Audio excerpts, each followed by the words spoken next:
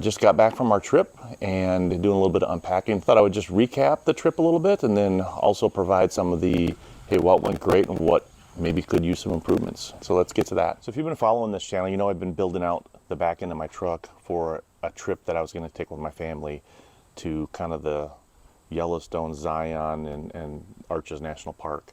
We just got back from that, and I kind of want to give you some numbers. So 4 people went out for 15 days. We traveled through 10 states. We traveled about 4,000 miles. We get to spend 5 days in or around those 3 national parks, Arches, Zion, and Yellowstone. You know, I had some campsites reserved for my son and I, and we were going to camp around Arches and also around the Grand Canyon. For various reasons, you know, for example, the Grand Canyon had a water pipe burst on their north shore, and so the lodging there was canceled. We decided that we were going to stay in the hotel with my wife and my daughter, and so we always had a hotel room at night. We didn't do any camping at all, but we stayed in 8 hotels in 8 different states. So during the trip we had 2 kind of close encounters with large animals, and those both happened in Yellowstone when we were driving around the routes.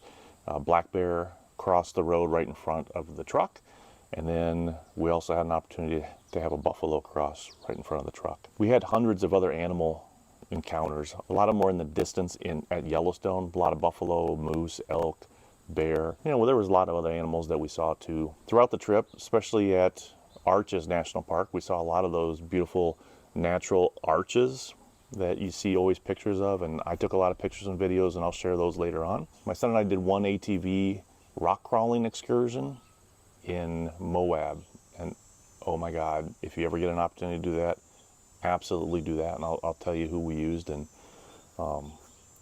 share some of those videos too. So a couple of numbers that I kind of wish I could have avoided. First of all, I got 4 stitches in my finger when I was on the trip, and I will tell you, you know, what I learned from that experience and how prepared I was and what happened. And then the second number I wish I could have avoided was I gained 6 pounds, which I've already kind of lost since being back, but just not having that routine of when everyone eats, and everyone seemed to get hungry at different times, and every time we stopped the truck for gas, there was more food in the truck, and for all of those reasons, 6 pounds were gained. If you recall, one of the last things that I built was this box here to kind of hold and secure our luggage. And the concept was, you know, just to have kind of a door here that was kind of dual purpose, where, you know, we could put our luggage in the back here, back in this secure area, along with the flat top grill, and just secure it away from prying eyes and make it more difficult for people to snatch and grab. So we kept our luggage in here. I built this specifically to fit the 2 big suitcases that we were bringing along on the trip. But security comes in layers, and the physical security has layers of its own. So each of the doors has locks. These locks I locked at night, and no one ever came past the locks. So I never saw any damage or anybody trying to get into the locks. But if they did penetrate this layer, that was the purpose of the build, just to secure valuables inside that box. At night when we were at the hotel, obviously we had our 2 suitcases inside the hotel with this, and the only thing really in here was the flat top grill, which you can see in the back. So in addition to this physical layer of security, I also had some electronic security, and I'll share that with you. I had originally planned on building my own GPS system, and I had started that. If you look back at my content, you can see some videos where I had started building out the GPS, but I just ran out of time. And so I found this company online, not sponsored with them. I used them for 1 month, and they worked really well for 1 month. And I'll share some of the screenshots in the video while I'm talking about these, but there was 2 sensors, GPS sensors, that I incorporated. So this one is powered by your battery, and I hardwired this right directly to my battery, and I'll show you that in a second. And this one is a mobile one. It has a battery of its own. So inside this container is the actual GPS unit. And so this GPS unit, you can pull out it's chargeable from USB right there. And so I would charge this up, and this container has strong magnets on it, and I would stick this up inside the camper. So when it was closed, this was magnetized to some steel. This is all steel, but back up inside the camper up in there. And so that's where I put this unit. And the whole concept was I'd have 2 GPS units reporting the position at all times. Theoretically, they would be reporting the same position, but if someone stole the truck, this one's pretty easy to see around the battery post. I'll show you that in a second. So if they found this one and disabled this one, then this one would still be reporting. For each of those units for tracking for 1 month, I think I paid $50 for each one, so $100 total. You can see I got the hood up here. Here's the second unit right there. So that unit is just attached directly to the battery. It has 2 leads, it has a fuse of its own, and it's just kind of stuck on top of the battery there. I'll probably leave it there. I deactivated my account, so they won't be reporting GPS coordinates anymore. Kind of want to get back to building my own here, but we'll see how that project goes. All right, and the other bit of electronic security that I did was I bought a 4-pack of Apple AirTags. So you can see that here. So these Apple AirTags then, as you register them, they'll show up in your Find My app, so you can see where they're at. I put a number on all mine, so I just labeled them inside the app. You can actually drop an icon on top of them, and you can label them as to where they are. How you normally would use this is you throw this in your backpack, and I had one in my backpack. Then I could use my phone to kind of find out where my backpack was. You can also set up alerts. So if you left your backpack at a restaurant, as soon as it looked like you were leaving the backpack, you would get a notification on your phone saying you left your backpack. And how these things work is also pretty cool. They actually rely on the network of phones around them.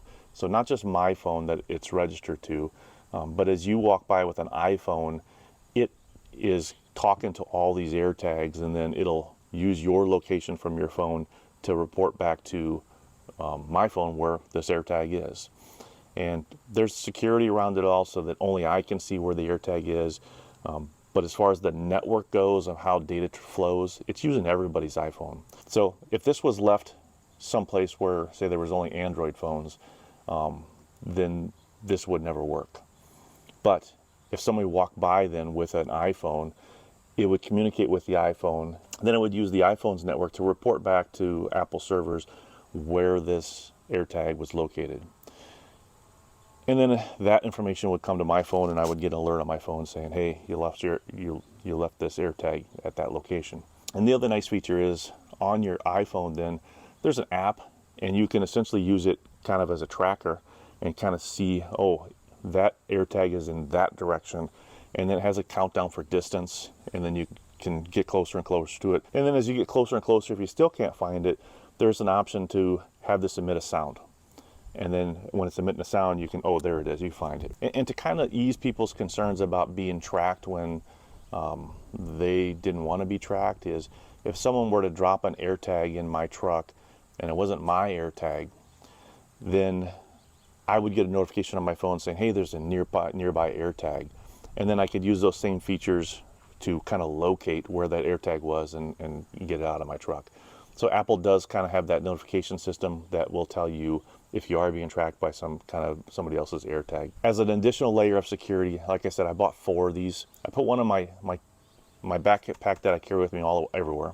So I also put one in the backpack that I use for hiking. So I've just dropped it in a little pouch. And then my son also put one in his backpack that he was hiking with, so that we always kind of knew that our backpacks are with us. And the last one I put in my truck. You know, just in case, say those GPS units stopped working, you know, ran out of battery, or they were found and they were jettisoned, I hid this in my truck. And there's plenty of places to hide these things in your truck. And with the hopes that whoever was going to steal it was an iPhone user, or eventually someone with an iPhone would get into my stolen truck. But the only thing I didn't want them to be able to find this. And so one of the mechanisms that they can find it with is they know it's close to them. Then they can turn that sound on and audibly hear it. So I found videos on the YouTube, and you can find them yourself, but you can remove the speaker.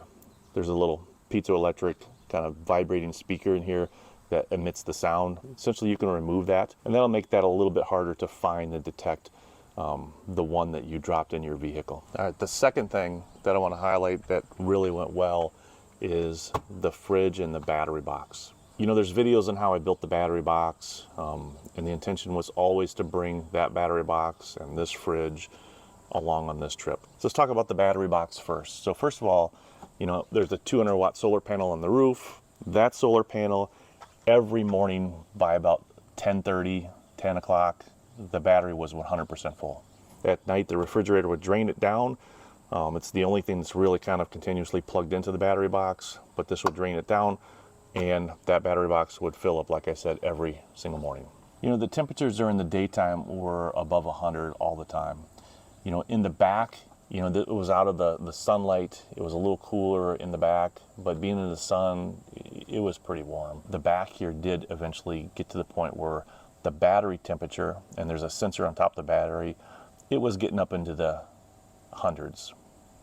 I think at one, at Zion, it was reaching 106 degrees Fahrenheit, which, isn't horrible. So it did get hot enough where the temperature inside the box did kick on these cooling fans, and they worked just as expected. They sucked ambient air from kind of the camper area, in this side, and pushed hot air out the other side. So they did work as kind of expected. And the system never did reach a temperature where it overheated and had to turn off. So having this setup instead of a cooler, I highly recommend it. Instead of having a cooler where you have to always replenish ice and you have to worry about water draining and all of those things you have to do, you just have the fridge, and the battery keeps the fridge running. And so we always had a place to store drinks, so keep them cool. If we ate at restaurants and we had leftovers, we'd put the leftovers in here. Most of the hotels had microwaves, so we'd pull the food out. We could have leftovers in the hotel. And so there was just so many uses here for this refrigerator. Another thing that went really well is having the flat top grill with us. So we were able to pull it out. I had also a red tub of cooking supplies like spices and oils, but we were able to pull this out and make the family burgers or whatever we were cooking. So I would say it was a very positive addition to the trip. Another thing that I was really glad that I brought is this water jug. Holds, I think this is around 7 gallons, but I filled this up before we left, and so we had water from the house. So you can still see, the water level's about here, maybe a little bit under half there. But we always had water with us. And it was always water that tasted good. So different areas clean their water different ways. And, some areas, I think it's kind of a bleach. They use a bleach to kind of sanitize their water and make it drinkable. I don't particularly like that flavor of water, but we always had our water. And we would fill this up at hotels where, they had good tasting water and just carry it with us. This is especially, we used a lot of water when we were hiking in the Arches National Park. So we just come back, set this on its side, put our water bottles here, and just fill up the water bottles. I spent a few minutes just talking about travel comfort in general. Traveling long miles, like I said, we traveled 4,000 miles. Keeping everybody comfortable is kind of important. The F-150 I have has, has 4 full-size seats in there. We had 4 full-size adults. In typical travel days, when we were trying to get from point A to point B, we would travel, 8 to 11 hours. Probably on average about, say, 9 hours of travel. During those 9 hours, we always had natural stops where the truck needed gas. So then when we pull into Love's, kind of had my kind of routine that I would normally do. I would obviously fill up with gas, but I would also look and visually inspect tire pressures, just make sure I'm not getting anything low. I would kind of just walk around the truck and just look for anything that seemed like maybe it was out of place. Clean the windows. A lot of bugs, especially at night, going through, Nebraska or, South Dakota coming back. We were bombarded with bugs. I still have a whole bunch on the front of my truck that I have to clear off, but just continually getting that windshield clean and making sure we can see out of that. And then the other thing was those gas stations served as rest stops. The whole family would go in, use the restrooms, we'd get snacks and food, thus the extra 6 pounds, I think. But we would just kind of refresh ourselves, get our legs stretched out, and then hit the road again. And that's how we kind of broke up those kind of 9-hour chunks. As far as entertainment goes, I was driving most of the time. I was, keeping my eyes on the road and staying focused there. But throughout the trip, almost always when we were traveling from point A to point B, we always had cell phone service. I have AT&T. Coverage was outstanding. I think there was only a couple of times where we were entering maybe into like a valley or something, and we were kind of surrounded by two mountains and like no service, only for a couple of miles, and then it would pop back in. So inside the parks, that's a different story. Inside the parks, Yellowstone, Zion, in Arches too, you lose cell phone coverage. So I do recommend that if you are going to get out of your truck and hike in two different areas or split up, that you have a way to communicate to your family. I did get a couple of these Motorola, I don't even know what models they are, but you can find them on Amazon. And these are just FRS band. You don't need a license for them, but you can communicate to each other. And these are line of sight radios, so these work most of the time for what we were doing. And then the other thing for us was, just the out the window scenery.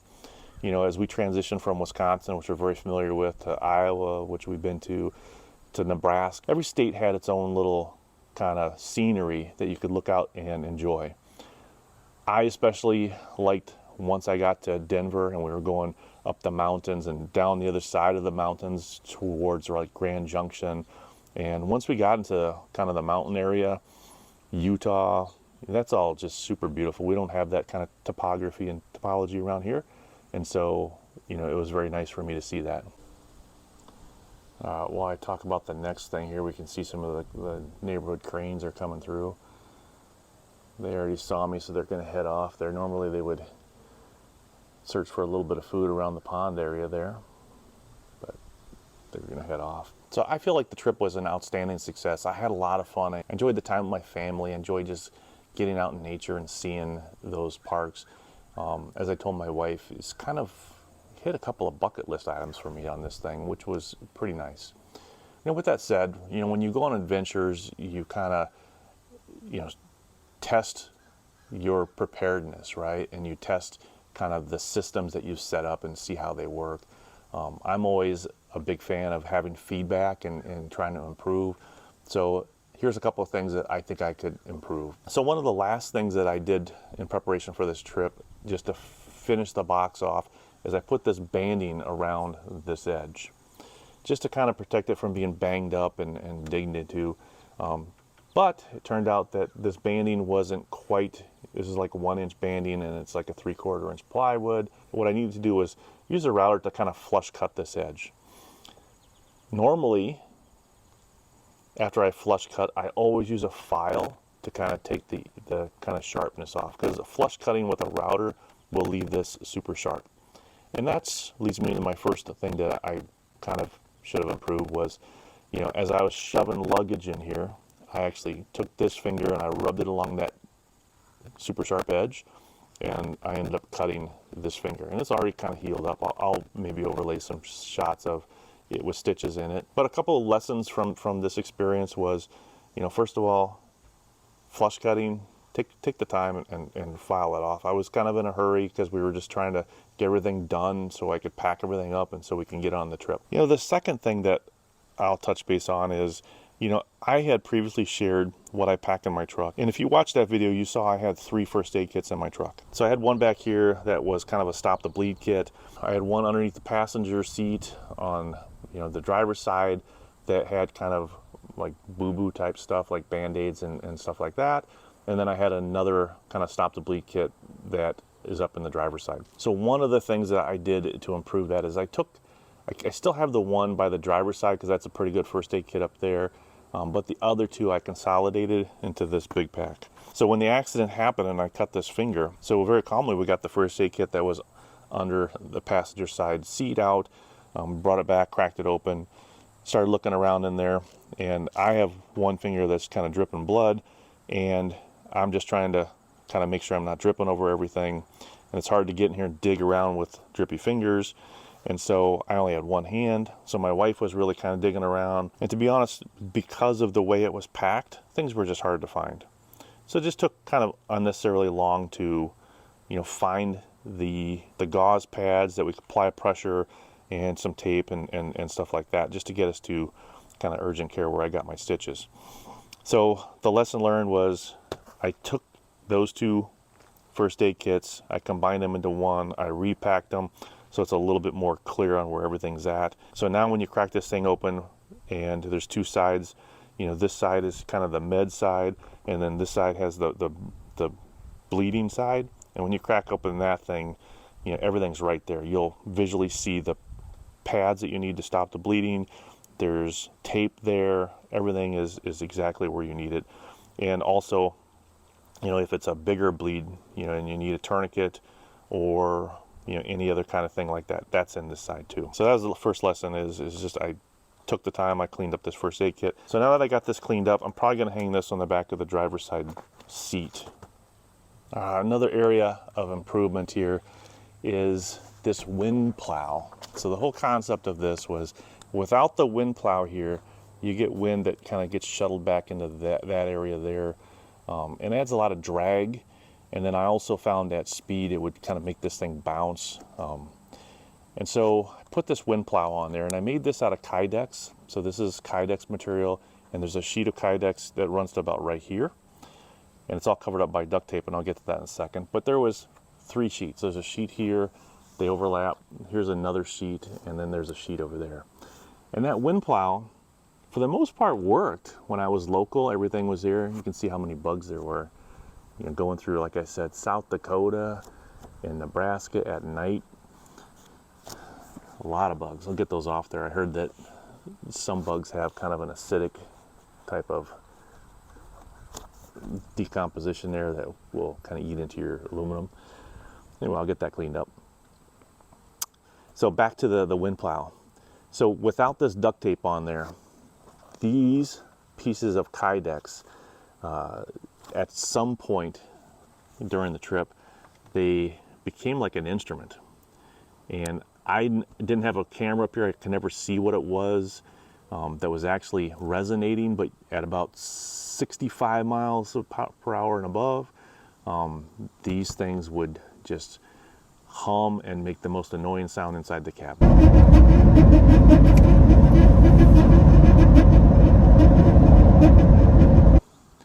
And so I pulled over a couple of times. I thought initially that I would just tape, you know, this sheet to this sheet, because I thought, well, maybe it's kind of resonating between them. So I taped them together. I went through a number of iterations where I pulled off to the side of the road and added more duct tape. At some point, as you can see, I decided to just duct tape the whole thing down to my cab. And I'll deal with kind of the adhesive and getting that off later on. But that's what I had to kind of resort to. I do kind of feel like this is a good solution. You kind of need something like this to push up the wind over the top. But it needs some refinement, obviously. So some of the things I think it's related to, and the next version, if you're ever going to try to make one of these things, I would try to find one single piece to span. I do think it's related to kind of having these gaps here. The other thing I think it's related to is the material itself. Kydex, if you know, you heat this Kydex up and then you can use vacuum presses and suction to kind of form it into like holsters and things like that. Well, as we were traveling along in this 100-degree temperature, I mean, this Kydex is sitting up here, it's black, it's absorbing heat, it's heating up. And at some point, I think it gets so hot that it gets a little floppy, and that helps cause the resonance. Because at night, when we traveled at night, when it wasn't as hot, you know, it didn't quite happen as often. So it was kind of correlated to heat, I think.